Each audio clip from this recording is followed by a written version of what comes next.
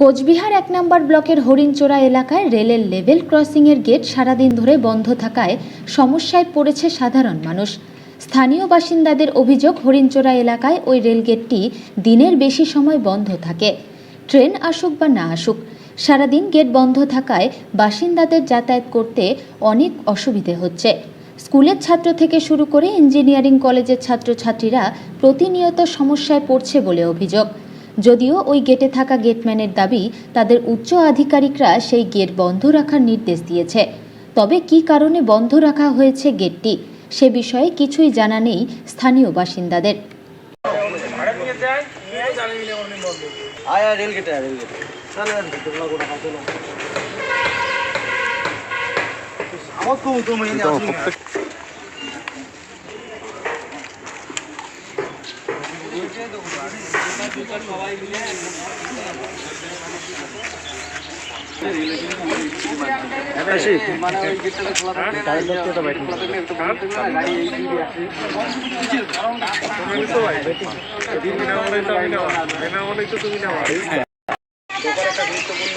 রাস্তা এটা এবং ইঞ্জিনিয়ারিং কলেজ সারাদিনে সমস্ত ছাত্রছাত্রীরা এই রাস্তা দিয়ে যাতায়াত করে।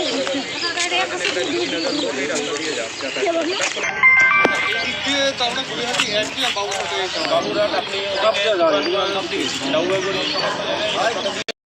আজকে জেঙ্কিন্স স্কুলে ওদের ভ্যাকসিন আছে, তো হঠাৎ করে এসে দেখি এখানে রাস্তা বন্ধ, কোনো কারণ নাই। এখানে জনপ্রতিনিধি যারা আছে, পার্শ্ববর্তী 3টা জনপ্রতিনিধি আছে, তারাও কিছু বলতে পারছে না। হঠাৎ করে এসে দেখি বন্ধ।